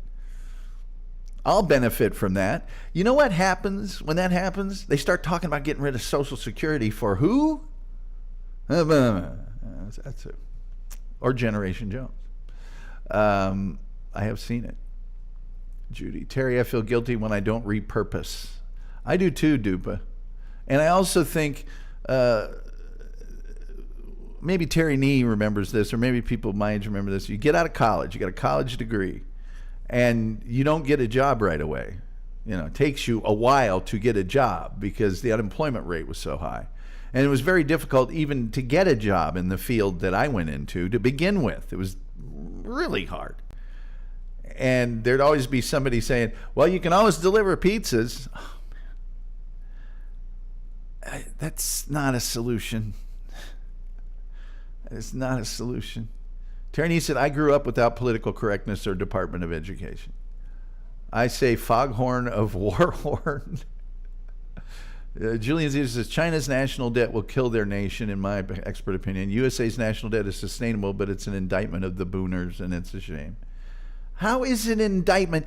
This retarded, backward, pig-ignorant tendency to group an entire segment of the population by their age demographic is dilatory and ignorant. It really is. Nobody used to do it until the millennials. I never did it. I never said, oh, look at that silent generation guy over there. You can't do that. Demographically, statistically, any actuarial will tell you how dumb that is. Well, the boomers did that. Why? Because a few people did it? That's ignorant, man. I thought you were smarter than that. It really is. Dupa says 30 for 30 is so good. Crappy says, what is Generation Jones? Tom's Jones. I did a whole show on it. Crappy at Life. Terry Nee says federal government used to be mostly funded by cigar taxes and tariffs. Well, you know what funds most of the conservation in the United States? It's funded mostly by the sale of guns and ammunition. That's actually true. Doopadoo says Crappy at Life, not Tom Jones, it's Jim Jones. Julian Zeta says, I'm okay without Social Security personally. Whether you're okay with it or not isn't the point. The point is someone took my money for 40 years and said, you're going to get this back. We got you covered. That's the point. It's not an entitlement. That's different. That's different. Entitlement. Terry Nee says Pell Grants raised the cost of college. I don't know. I got scholarship. Anyways, just playing. I thoroughly enjoyed the Sears reminiscence. I'm sure you did. And I'm not mad at you personally necessarily, but I get so sick of this, boomer that, Gen X this, Gen X that, millennial this, millennial that. It's retarded. It's so incredibly stupid. If you're a social scientist and you're looking at a certain period of time, fine, okay. But, oh, look at the boomer. As far as I know, I'm the only guy in this little chat right now that's got a website, 400 or 500 completed shows, 275 more podcasts. Who's the boomer? Just asking. Julian, glad you're okay with it. Dupe says, I remember my brother's college friends having a hard time getting a decent job when they got out. It took a while. Yes. Silent generation kind of blew too. Did they now? Okay. Jim Jones mixes one hell of a drink. Yes, it's Flavor Aid. It's not Kool-Aid. It's Flavor Aid. A lot of people get that wrong. Julian says Pennsylvania has a ton of state-owned land funded by hunting licenses. Yeah, I did an article about it. It's a lot of the conservation people that don't like guns. It's like, you do realize there's a tax on the sale of ammunition. Each even bow hunters, each bow has a tax on it, and certain other licensing and stuff like that. And billions of dollars a year go to protect those lands and to maintain them. Social Security is an entitlement when the people collecting the money are not the people who have actually paid into this system. Do you get? Are you talking about SSDI? I think that's different. But either way, white privilege. Tom received a Letterman grant. Wasn't a grant. It was a scholarship. There's a difference. Merit-based. Merit-based. By the way, that's not state money. That's a private thing.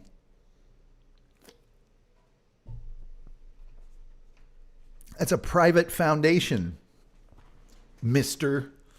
Hunting licenses are a nice thing to buy even if you don't hunt, I guess. My uncle ran UPS, says Terry Nee.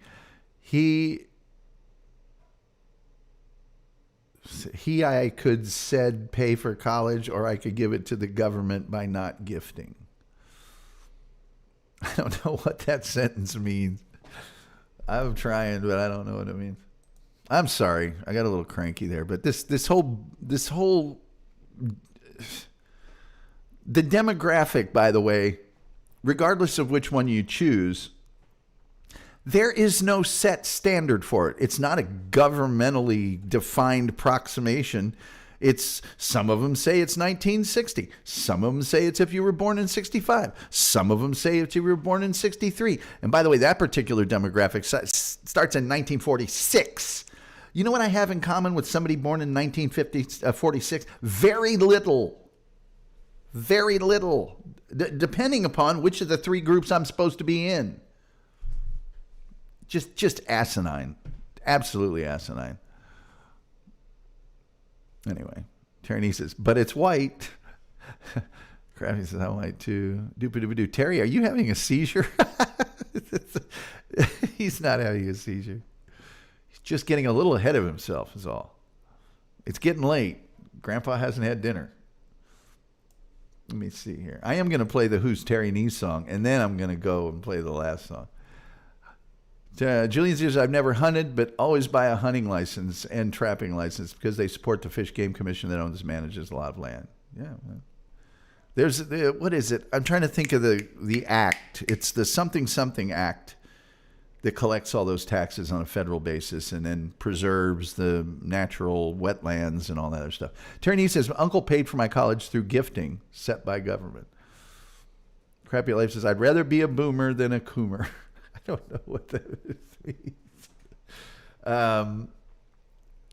Yeah, it's like, and then none of each one of these demographic categorizations, which are foolish to begin with, unless you're a social scientist for some reason. All anybody does is use them as a cudgel to beat people with. They never point out the good stuff. You never hear that. Never, ever, ever, ever, ever. Hey, all those boomers that got all those undeserved, high-paying jobs, how much tax revenue did that create? Because you know the tax rates were higher back then than they are now. You know that, right? I could all day diffuse that whole thing. Duba says, Tom, I'm sorry, but when you get frustrated, you're funny. That's when I see the David Letterman influences. I know. I try not to do that. Although there may come a time very soon when that's all I do. When that's all I do. I am being a sweetheart on these shows because that's what I'm used to. But there might come a time. Crappy Life says, I was raised by a boomer. He was one of the good ones. We were poor, though. Taught me how to fix things. Yeah, well, I know. We don't know computers, yet we were the first generation to have and use computers. And we don't know this, but yet we were the first generation to, yeah, I got it. ATMs, mobile phone, all of that. We were the first. Got it, but we don't understand anything. Got it. The generation that knows the most information savvy, that can't seem to use Google because they come up to me or even on this show and ask questions like, what's the first? Well, gosh. I just happen to know things because we had to read and learn. Had to go through a library to find a certain book to learn a certain thing. It's couldn't just and have AI give me the wrong answer and swallow it hook, line, and sinker. I mean, if you really want to get into it, we can get into it. Get into that. But this whole, well, the boomers ruined it for everybody. Oh, gosh, they ruined it for everybody.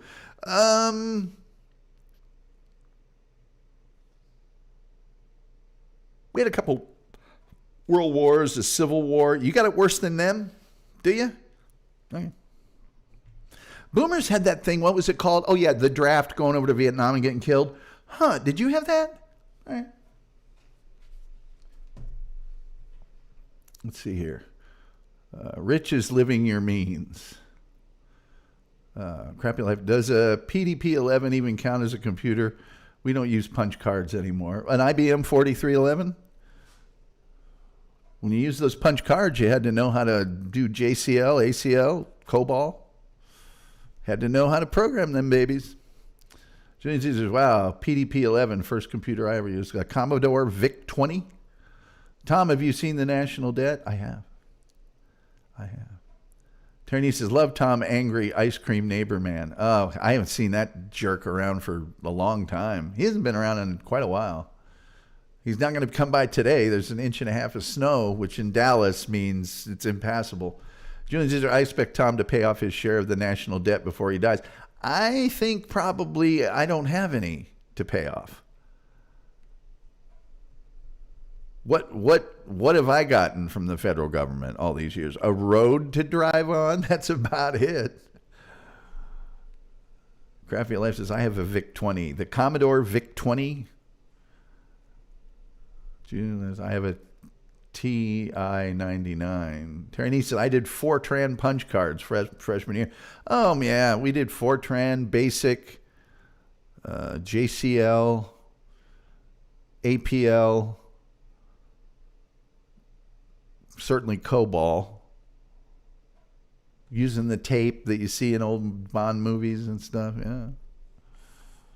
And a Mac Plus. Oh, I have all the early Macs. I've been Mac since 1989, I think. Anyway, I worked as a key punch operator and then a computer operator back in the IBM 4331 mainframe days for a company that did data processing for the healthcare industry. Terry and I were there for call waiting. There was, before a certain period of time, there was no call waiting. You just got a busy signal. 10 print boomers suck. Julian, TI 99, Texas Instruments. Julian, I'm like 4 miles from Texas Instruments. Back when Texas was a tech leader before California put them out of business. Crappy Life says 20, go to 10. Run. If then statements, yeah. See, I know basic. Yeah. Julian says, remember Zorg on a PDP 11? I don't remember that. Anyway, I got to put a fork in this. I'm really hungry, and I'm all ticked off. One of these days, it is the most intellectually disingenuous form of argument to look at a whole. I mean, it's much broader than a specific nation or race or religion. To take a whole age demographic and go, your fault. What about all these positive things? No. I'm so desperate to be butthurt. This was never, Terry will agree with me on this. Nobody ever, we talked about the baby boom as a demographic event in historical terms, but nobody referred to people by those designations. It's just ridiculous. Just ridiculous. Absolutely ridiculous. Let me see. Crappy life for your minute. Tom's going to eat food out of the hands of millennials. Doubtful. Julian says, thanks, Tom. Sorry for messing with you, but look at the national debt and figure out whether all the money went. Hint, it didn't do to the military. I'm serious. You mean go to the military? It went everywhere. But the trillions and trillions and trillions and trillions and trillions of dollars that we spent in those foreign wars, that didn't help. But there's no efficiency. There's no good dollar spent there. That's been true for 50 years. A long time. It's always kind of been true. Always. You think the government's going to spend the money more efficiently than you will? Okay. Terry said, we never expected anything. No, we didn't. We weren't entitled. We weren't told that Jesus wants me for a sunbeam. We weren't taught that. We weren't told how awesome we were all the time. It's kind of funny when you get it's like when you destroyed respected colleague Comedy Shaman. Yeah, well, look, I don't never show it on this show, but when somebody wants to get in a verbal argument with me, I'm a little bit vicious. Dupas says, Tom, don't be ticked off. I know plenty of young people who love our generation. If they could pick a time period to live in, it's ours. I do know that, Dupa. I work with many, many people in their early to mid-20s, and some of them are really awesome. Judy Tetch says, Tom Gulley specifically ruined the real estate market. Blame only him. Not all boomers. Hashtag. Debt is government. 20,000 and on exponentially. Yeah, you got that right. You got that right. Oh, look, if you want to get into the whole thing, when you have an education system that doesn't teach people how to critically think, they will begin to consistently vote the same people back into office year after year after year after year, regardless of their performance. Trust me, if you want the national debt to go away, and I mean fast, 2 things. Number 1, vote them all out of office for that express reason. And number 2, get ready to expect less extra superfluous stuff from the government. If you can do those 2 things, the national debt will go away like that. Here's another one. Certain departments of our government get an automatic yearly increase. Automatic, every time, every budget. Automatic increase. Maybe for 10 years, say, for 10 years, you're going to operate on what you got. Try that for a while. Crappy Life says, I'd settle for going back to before we had the rector. Well, we'll be gone soon. Just pay our Social Security down. Exactly, Terry. That's really all I'm worried about, to be honest with you. Just pay that off. Pay that off. Everything's got to be cheaper and worse. The boomers did not settle for cheaper and worse. Say what you want about them. We didn't do that.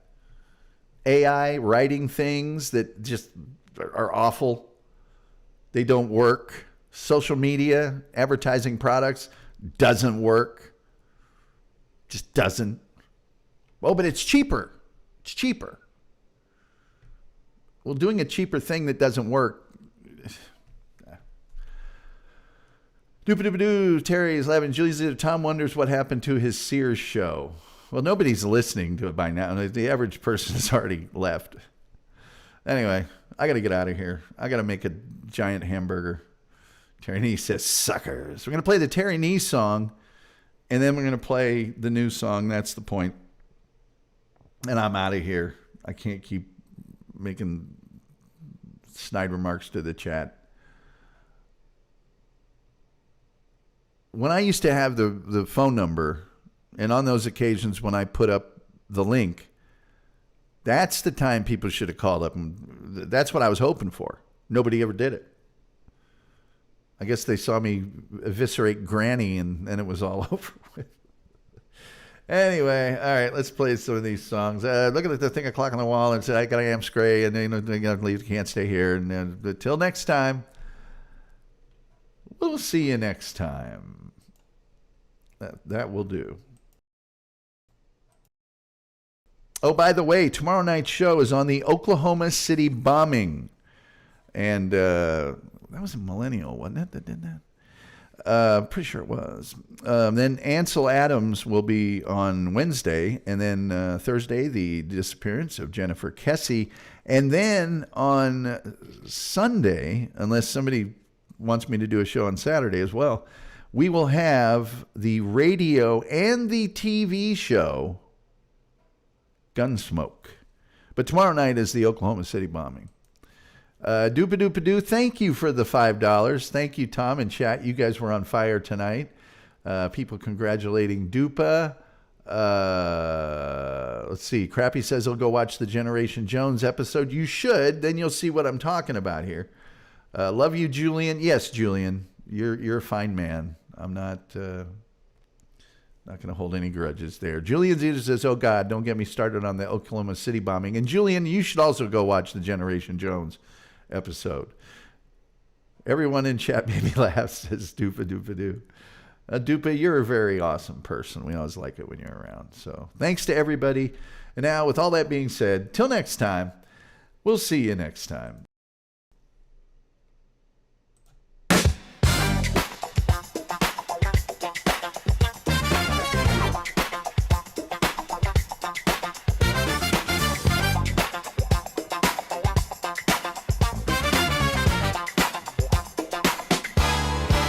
Sits in the chat like he paid a fee. Shades indoors, who can he see? Acts a name, he points at me like, come on now, I'm Terry Nee. Head full funk, 0 degree. Smooth brain, confidence, guilt-free. You ask again, he shrugs carefree. Buddy, I'm Terry Nee, he's Terry Nee. Who's Terry Nee? He's Terry Nee. Who's Terry Nee? Say it once, say it twice with me. That's the whole damn song. Terry Nee.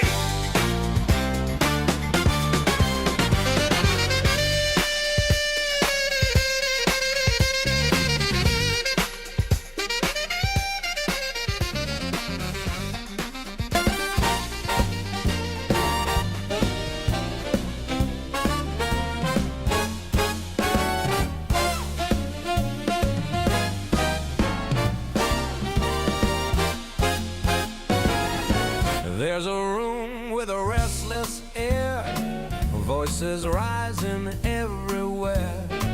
Most fall wide or miss their mark till one cuts through and stops the spark. No long road, no winding tale, just the right thought set to sail. The room goes still for half a beat, then the band comes in complete. That's the point, my pal, you saw it land. Right in time with the swing of the band. That's the point. point, my dear, you saw it too. Tom Gulley, yeah, he's pointing at you. That's the point, my pal, you saw it land. Right in time with the swing of the band. That's the point, my dear, you saw it too. Tom Gulley, yeah, he's pointing at you. Some press hard just to be heard, dressing noise up into words. But Mr. Gulley lifts a hand and the room falls in with a band. No flourish, nothing grand, just a thought you understand. When the rhythm nods along, you know you've landed something strong. That's the point, my pal, you saw it land. Right in time with the swing of the band. That's the point, my dear, you saw it too. Tom Gulley, yeah, he's pointing at you. That's the point, my pal, you saw it land. Right in time with the swing of the band. That's the point, my dear, you saw it too. Tom Gulley, yeah, he